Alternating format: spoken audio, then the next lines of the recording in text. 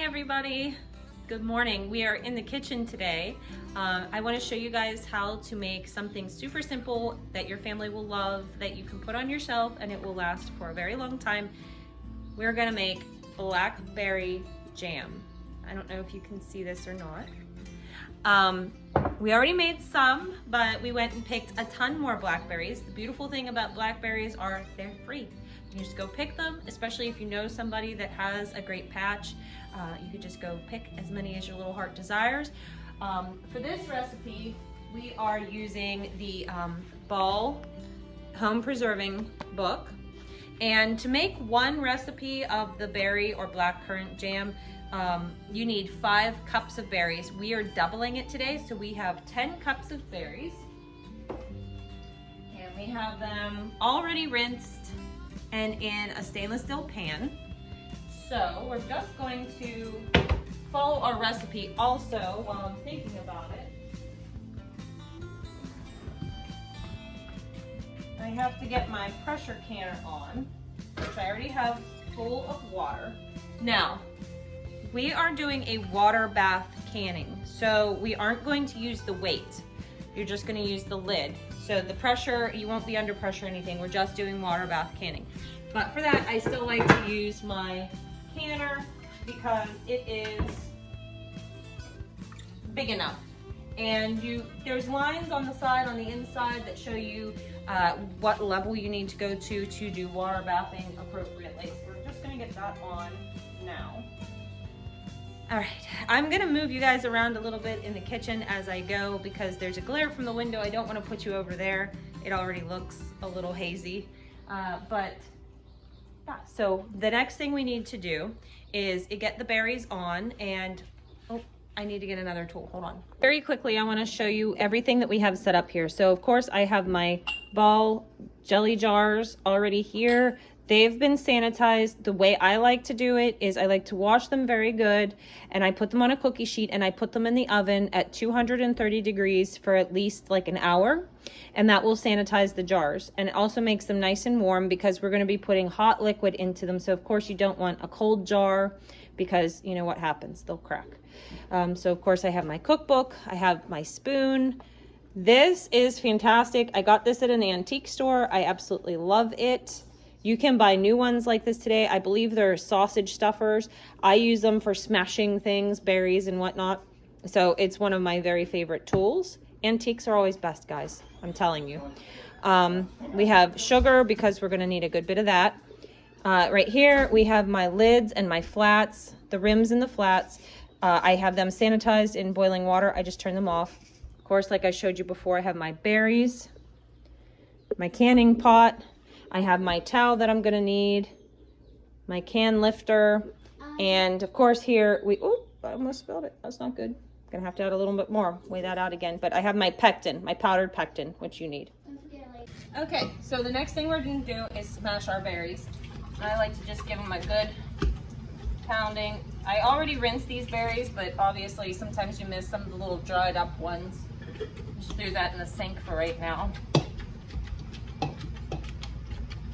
Gonna give these a good smash. Once they're halfway there, I'm gonna add my pectin in.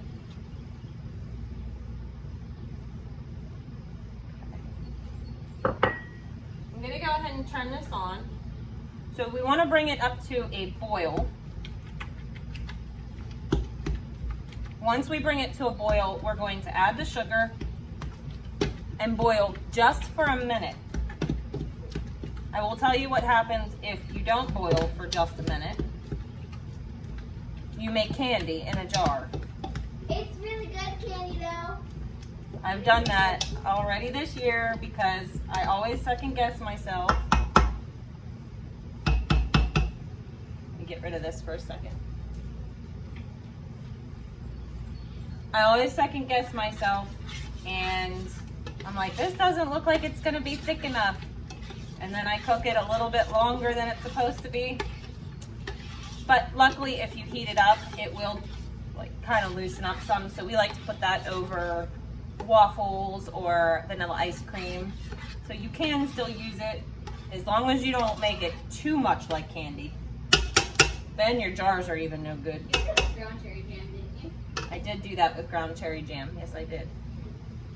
So while we wait for this to boil, make sure if you want to get into preserving that you buy this book.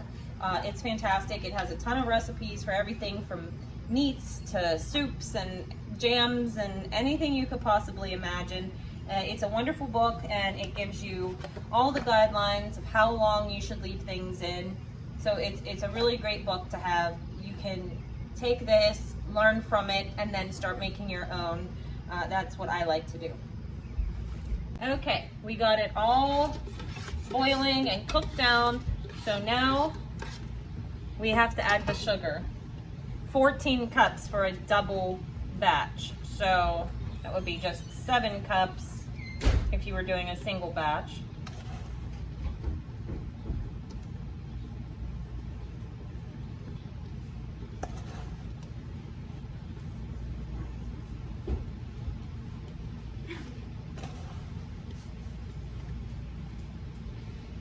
I'm gonna fast forward to after I have all 14.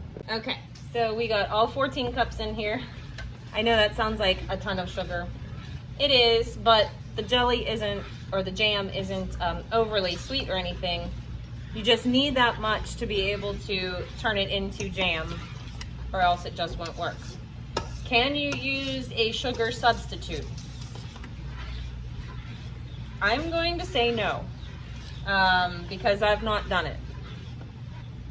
I don't know if stevia would work the same. I'm imagining that there are probably recipes on the interwebs that would probably be appropriate. I use sugar. Sometimes I'll use cane sugar, but you have to have sugar. Okay, so once you get it all in, I'm going to show you kind of what it looks like. Without dropping my phone in there, because that would be a nightmare. I don't know if you can see. Can you see? Okay. You get the idea. You know what? Okay, now you can see what it looks like. And now basically all we are doing is waiting for this to come back up to a boil. Once it comes to a boil, we are going to boil it for exactly 60 seconds. No more, no less. Any less and you're gonna have soup. Any more and you're going to have candy. Okay, I am now going to call in my helpers. This is the little magnet that we use to pick up the lids. That's Chase's job. Harley, get your ladle over there. She ladles things in. So we have a stainless steel funnel here, which I forgot about. Also, I always wet a rag a little bit because I like to wipe the rims. Okay, so let's get this show on the road. Chase, you'll probably have to come over on this side because that's where you'd be. Go ahead, Harley, ladle stuff in. Chase, back up. We'll wait until she's done with that. Okay. Actually, so as not to make a mess. Go ahead, dump that in. Pull the big pot forward. Okay. I'll put this over here. That'll be better.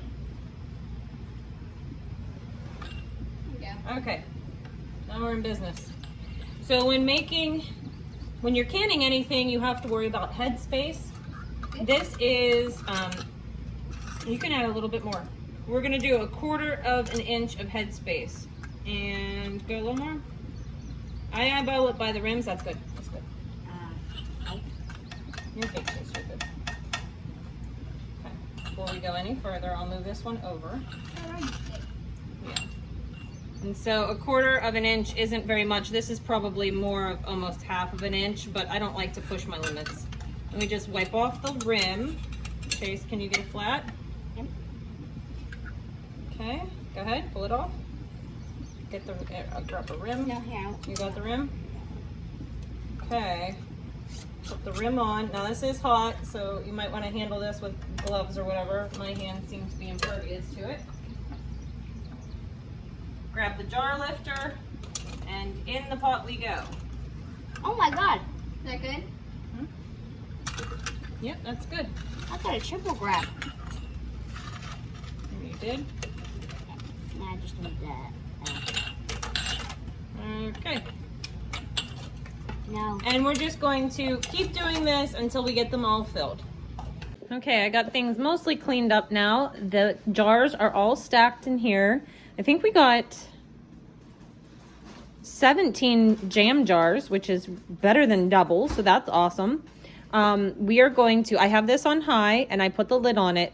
So as soon as you start to see a steady stream of steam coming out of the vent here, you set your timer for 10 minutes once the stream is steady.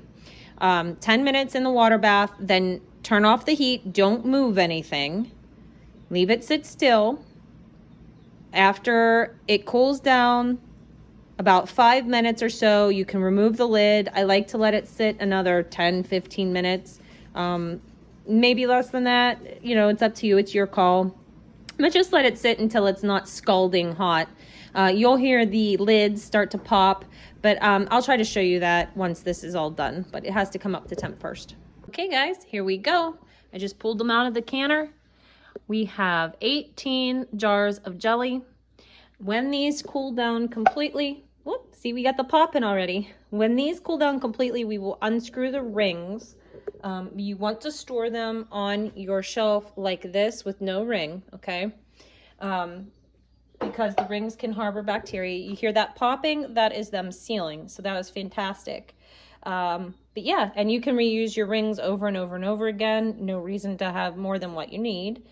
So I did a quick math on this, and I used a 5-pound bag of sugar, which was $3.12 at Walmart.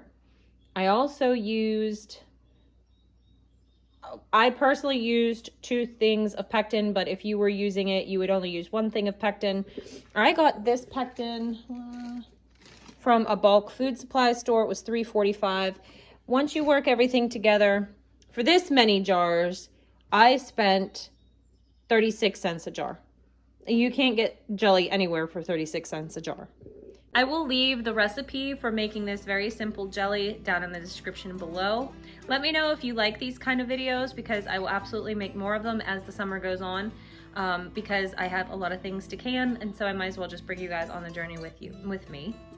If you enjoyed it, leave a like, leave a comment, and make sure you subscribe too. That really helps the channel grow. Make sure you share it with your friends. That way we can get all this information out there to other people that might want to can their own jelly as well. I hope you guys enjoyed, and we'll see you in the next video. Bye.